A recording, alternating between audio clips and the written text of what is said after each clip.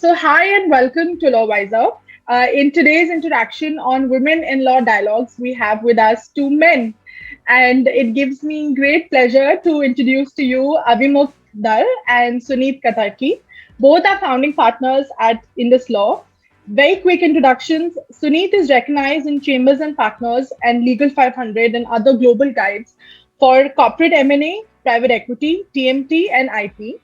And Avi Mukh is recognized in Chambers and Partners Legal 500 and other global guides for competition, M&A, TMT, data protection, white collar crime in fintech. So, Suneet and Avi, very warm welcome to Lawwiser. And I'm really excited to have you on our platform today. Hi, thank you, Ravanya. It's a pleasure being here, and hopefully, as men, we can still talk sensibly about this topic. Great. So I am going to jump right into it, right? Before we get into the detailed discussion, I want to sort of address the elephant in the room. And I'm curious to know if you ever get asked, that how come there are no women in the core leadership of the firm? Because, people have this tendency to think, although they may not say it, but to think that these guys are talking about gender diversity, etc. But how come there are no women in the within the founding partners or the equity partners? So I want to open with this question and kind of set the tone for a very open, honest, free flowing conversation. That's a very interesting question. In fact, when you just asked this question to me, it did give pause to reflect, and it is something which we have been trying to work towards a greater gender balance for the last 5 or 6 years. But this profession is a very seniority-based profession. So unlike other industries where if you do a management course or if you do an MBA, you can jump several levels and suddenly people who are senior to you could be reporting to you. In the legal profession, a lot of aspects, including client retention, client acquisition, advice, are experience-based aspects. So effectively, the makeup of our senior leadership reflects people who became lawyers in the late 90s and in the very early part of this century, right? So what we have done as a firm is we have been very proactive in ensuring that women do end up in leadership roles through our partnerships, our senior associates, our principal associates, and generally the firm reflects a majority of women as lawyers. So that augurs well for the future as inevitably the older partners retire and the more junior partners today take their place. Yeah, just to add to what Avimukh is saying, did I think about it when we started off that there is no woman? At that point, no. Do I regret it? Yes, I do. I think if there was a woman in the core leadership or part of the founding team, I mean, the perspective that she would have brought to the table would definitely have helped us along a lot. Having said that, it's just one of those things that happened. And as we are growing along, and as Avi said, it's just been a factor that we've had more senior people as guys, and it's hard to sort of parachute someone in this profession and just get her to be part of the leadership team. And you don't want to do that also. You don't want to be somebody who's exhibiting tokenism in terms of gender diversity. You want truly merit-based approach. You want a woman who deserves to be there, reach that place. The good part is, as Avi said, we have quite a few young leaders in women coming up the ranks, and I'm fairly confident in the next 3 years we'll surely have quite a few women equity partners. So that's at least the trend is very good. Thank you. And moving on to the next question. So I want to ask, with about almost 2 decades of experience, for each of you, what are some of the trends or changes that you may have observed over these years in terms of gender inclusivity, gender diversity and inclusivity, and this could be within law firm setups, or even on the client side in in-house teams. Yeah, I mean, starting from law schools, I think the trend certainly is for more and more women participation in this industry. And I'm again, there are two ways of looking at the whole profession and the industry. There's the organized side and the unorganized side. Talking about the organized legal profession, talking about people in-house in corporates, talking about the more organized law firms, the trend certainly is better. Women are much more now seen in the profession in in-house teams. Starting from law schools, the better law schools today have 50%. 30 years ago, it was probably 10%, 20%. Now it's clearly about 50% of the students are women, and you see that again even in law firms, even in in-house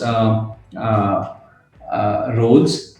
However, two things. One, even in within law firms and in-house, I think there's a trend that the more women gravitating towards in-house as they get more senior in the profession, which is a little unfortunate from the law firm's perspective. I guess the perception at least is, and I'm sure it's to some extent at least reality, that there is a better work-life balance, and therefore, that's what is sort of attracting and making them move in-house. Um, the other is the unorganized sector, and that's when I say unorganized, I just mean the whole.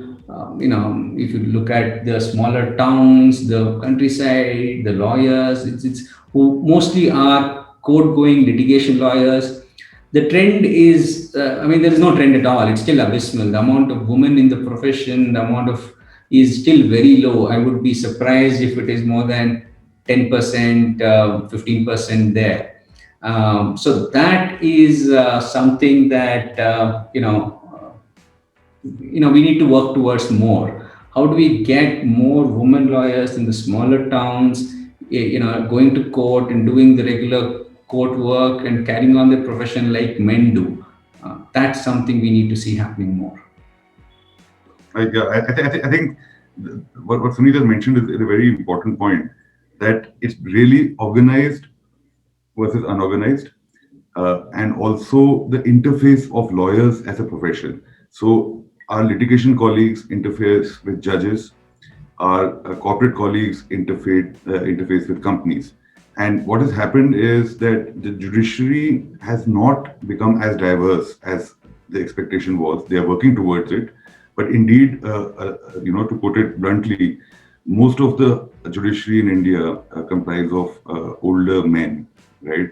So that's a double problem in a way, because A, they are men, and B, because they're older, they bring with them the attitudinal approach of people of the 80s, right? So that is obviously a systemic issue that women lawyers face when they go up in the courts. And in the corporates, as Sunil said, you do have a strong push in terms of hiring. We are very blessed that a lot of general counsels that we work with are women, and that mix has indeed given a real boost to women lawyers working in firms. But of course, these are the more organized companies. These tend to be either the multinationals or some of the larger growth level companies.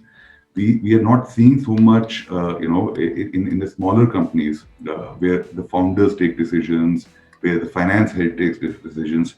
We need diversity at that level as well to complete the picture, right?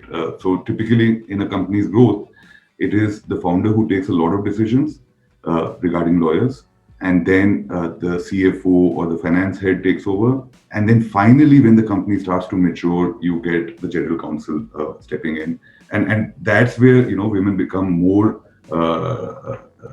hireable for those companies. And that approach slightly, I think, needs to change from the client point of view also. But again, we all live in the same environment, right? And it is very difficult to top down impose these changes. All we can do is place our bets wisely in the hope that there is greater diversity, not just for women, but across socioeconomic strata, across regions.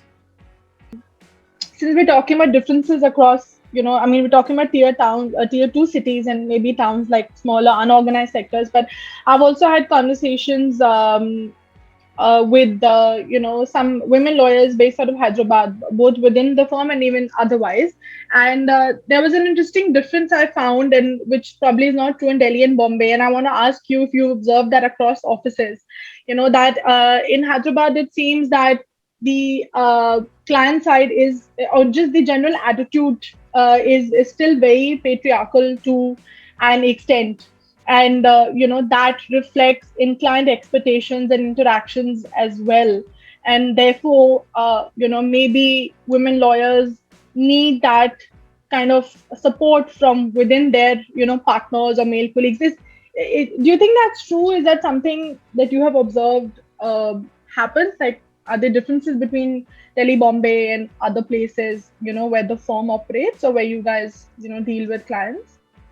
No, absolutely, it is. I mean, I think, and when you say tier two towns, unfortunately, it may even start with some tier one towns also, like Hyderabad. Yeah. Delhi, Bombay, Bangalore, possibly, look at it. I wouldn't say fully neutral and it's completely gender neutral, but at least far better than some of these other towns. Because yeah, mix is that way. You definitely have a more patriarchal system. You definitely have a simple assumption that you may not be a serious professional if you're a woman. And and I've seen this talking from personal experience. My wife also is a lawyer.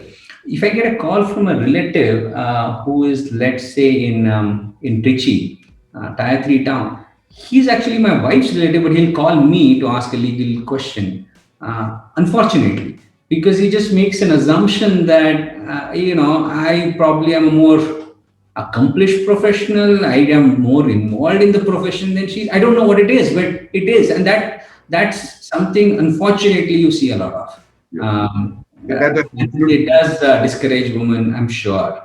that is absolutely true. In fact, before I had children or child, I had this one child. Before I had my daughter, I could not understand the concept of how pervasive the patriarchy is, right?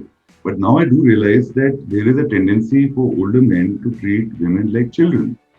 So it starts with saying that, there are certain things which need not be discussed in front of them, and you excuse yourself. So I do that, like if I use a swear word, I would not want to use it in front of my daughter. But unfortunately, even with adult women, people are very, and they make a fuss about it, right? And all of us experience this, but we don't experience this from the viewpoint of the woman. So if I'm 5 years old, I'm fine, right? But if I'm 35 years old, it would jar, right? That people feel that, very sensitive discussions, everything, there's no need to discuss with the female colleagues.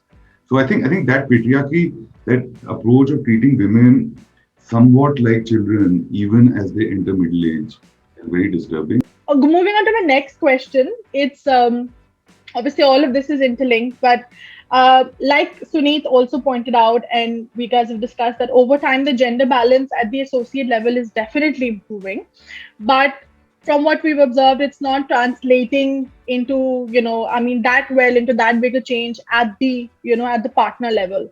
Why do you think that's happening? And maybe some of the reasons we've just covered in the previous question. But if we were to dig deeper to think about why that's happening, and secondly, as law firms become larger and they become more structured, how do you guys think we can address these gaps? Yeah, I think one of the reasons that it is difficult is law firms partly belong, or at least historically belong to the informal sector, as Sunit mentioned, right? So effectively, it was like when we started out, we were pretty much, people just hanging out in a basement and working out of there. So in an informal setting, it is harder to bring in place robust mechanisms to ensure diversity. The second difficulty that law firms face is that it's a very strong sales culture, right? And a sales culture involves a lot of travel, it involves late nights, it involves a tremendous amount of, interaction with men, to put it bluntly, right? Whereas organizations have separate departments where the person who is in charge of a particular area may not be, required to do other things in different areas. So if you dive deep into the diversity of industry generally, you will find that in sales, a lot of the companies which have diversity overall, sales, the diversity falls off the cliff. So effectively, whether that industry is financial services, whether it is manufacturing, so you can create in manufacturing, you can easily have equal number of people on the factory floor, right? And at the same time, you can have equal number of people in the in-house legal teams. But let's look at the sales teams. Let's look at the business development teams. There, you will suddenly find that the ratio in favor of men gets skewed.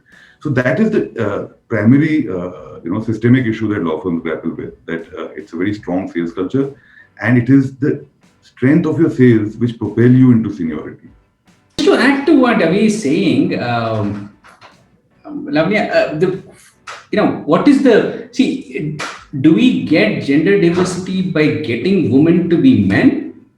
Do all the things that man does, like Avi was saying, work late nights, travel anywhere, even so. Is that the only woman? A lot of women that I see who are successful, unfortunately, are successful because they've been able to be that. Work late hours, travel anywhere. Basically, in that sense, obliterate the difference between a woman and a man. But to get true diversity, I think we should do more to let women be a woman and still, progress in the profession like a man would. And that's, I think, the key. And what can we do there? I mean, work-life balance, given our society and given the expectation of women's role, is more important to a woman than a man. There is much more, I know of cases within our firm also where, if the woman lawyer goes back late, the in-laws are very worked up and give her a shouting. And this is the reality. The husband also is a lawyer, but he can come back at 11 p.m. no problem. Anything beyond 9 p.m. is a big issue for a woman. So how do we sort of address that? And, we have clients also who call and tell us, what's your diversity? How many women lawyers do you have? But we are ultimately only one small peg in the whole ecosystem. I certainly feel clients can do more to also help us in some of these things. For example, I tell my clients, you talk about gender diversity, but I see you send an email at Friday, 6 p.m. and tell me, can you get back to me by Monday morning? So you are therefore expecting people to work on the weekends on a fairly routine basis. How are women dealing with it? I think there are a lot of smart things women do beyond just emulating men, which is, I think they are much better at, in my opinion, at strategizing, negotiating, discussing with clients, and pushing back on timelines, pushing back on artificial deadlines. But unfortunately, they have to evolve some of these tactics, which a guy is not expected to, just to be able to sort of compete with a man on equal terms. And that's, again, unfortunate. And the profession is unfortunately driven by clients and driven a lot by just being a service industry and just driven by everything is wanted yesterday sort of culture. And just to, it's a good point, because ultimately it's also the tone from the top. I mean, we can all wish and pray that, our society changes, our clients change, but it's one great thing which I personally like about in this law is that we never had a very macho culture, right? In the sense of getting clients. What are the ways and techniques of getting clients? Partly because we are very cautious in terms of ethics, and right from the start, I remember we made this policy that if you're buying a cigar, you cannot buy it from the company's account, right? So effectively, how to wine and dine with clients is very regulated in our firm. I cannot speak for other firms how they approach it, but definitely when the senior leadership is not very big on saying that, okay, fine, I'll do an 11 p.m. drinks and spend the whole night drinking. So that obviously gives a lot of morale to the women as well, because they don't have to emulate the men and do these kind of crazy things. So that is great. I mean, I'm not patting ourselves on the back on this. It's just the way we are. Those are actually very interesting points. I actually love what Sunit said about like how do we bring that inclusion, because it's not just about diversity, it's just not about having women, but also having them feel felt included, heard, respected. And how do we do that? Is it because do we expect them to do everything that men do in the way that they do it, which is probably not the long term solution. But yes, there's I think lots to think about here about how this could be approached, and how can we bring in that inclusion more and more. So moving on to the last question for today, and this is closely connected to our current environment. Current as in now been current, since the pandemic hit, which is about a year and a half. And I guess things are going to be this way for a while now. So just last month, Deloitte released this, report on women at work, which covers about 10 countries, including India. It showed that the pandemic has worsened the gender inequity in India. I mean, not just in India, in other countries as well, but I'm focusing on India. The gender inequity regarding employment. A significant percentage of women who were interviewed, they felt really stretched beyond their work, beyond the limits because of work from home, longer working hours, household chores, caretaking responsibility, all of that kind of combined into one, along with expectations at work. A lot of them also said that they're thinking of dropping off, the workforce. Now, if this trend continues, how do you think it's likely to affect organizations in the long term? And I just also want to ask you guys, like, have you observed or sensed this with your female colleagues and peers? Because like we've already covered, the legal profession is already very demanding. There are certain expectations. So what can we do in this given context? What can we do to retain women and to address these inequities that have been, I mean, obviously always there, but they've been brought to the forefront because of the pandemic? Yeah, Lamia, it is a very worrying and disturbing trend. The problem is today itself, women face a lot of issues at the work front. If the percentage of women in the workforce keeps getting reduced, unfortunately, the situation will be much worse. Imagine from 40% going to 20% and then going to 10%. There are far fewer women, there's more spotlight on them, the harder it is for them to prove themselves. And because it becomes harder for them to prove themselves, there'll be more people who will be dropping out. So it becomes a vicious sort of cycle where, the trend will become irreversible, and that's something no one wants. Certainly, we don't need it in our country. Imagine, there is already so much of gender bias. You would only end up increasing it if women in the workforce keep reducing. So that's important that we do something to reverse the trend. It is certainly a trend. As we are all aware, in today's society, there is more expected of women at work. And while earlier, at least when she was in office from 10 to 8 or 10 to 6 or whatever it is, that was her time. There was only expectation that you go back early, but that office time in office was her time. Now, unfortunately, there is no such thing as her time. If she's at home and working, there is pressure from in-laws, there's pressure from parents, there's pressure from children, there's pressure from the husband, there's expectation she continues to do what she does when she went back home while she is at work also, which is making it extremely difficult for women to manage. While obviously there are certain things that a law firm can do, for example, I think one of the things that we want to seriously do is after a woman takes a break because of child, whatever it is, how do we sort of have comeback programs where women are sort of trained to be completely up to date and come back and hit the ground running without having to feel that, oh, I lost out on time, suddenly my peer is sort of moved ahead.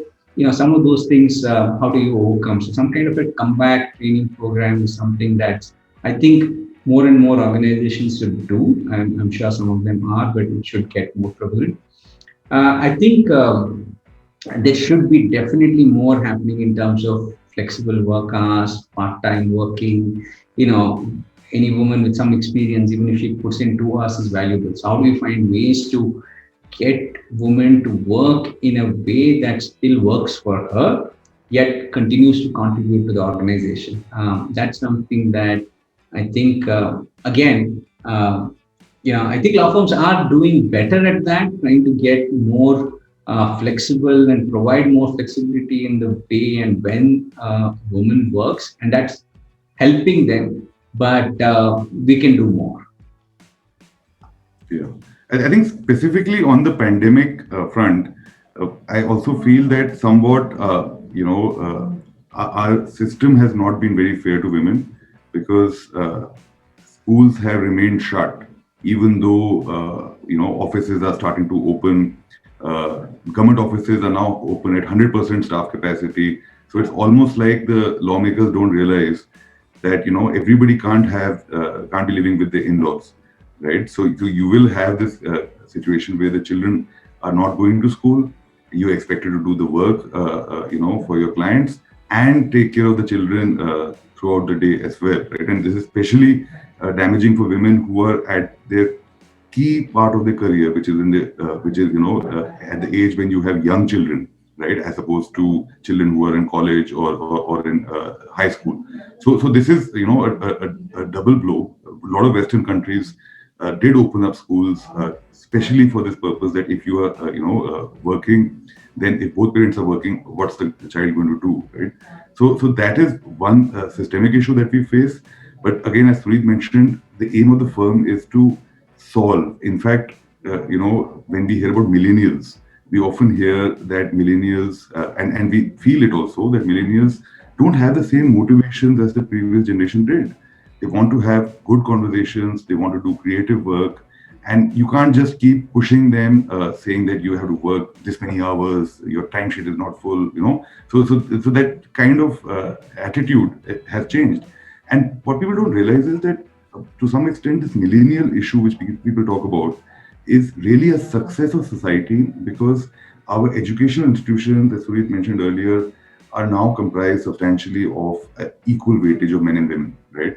So it is our fault as society for not having solved the problems of the women in the 80s and 90s after bringing them into the workforce, which is now manifesting as a problem which is practically gender neutral, right? If we had properly solved in the 90s for the issues and difficulty that women face, you would be perfect for millennials, right? So in that sense, we have to recognize that a lot of our workforce may not have the same goals as were set out in John Grisham novels back in the 80s. So that listening firm is something which is inevitable simply because a majority of our firm are women, right? So we better listen. Thank you so much. So that was my last question for today. I hope that these discussions are important, and I hope they continue. So thank you so much, Abhimukh and Suneet, for being on Lawwiser today. Thank you. And I hope to have you guys back soon on the platform. Thank you. Thank you. Thank you, everyone. Thank you so much. Thanks.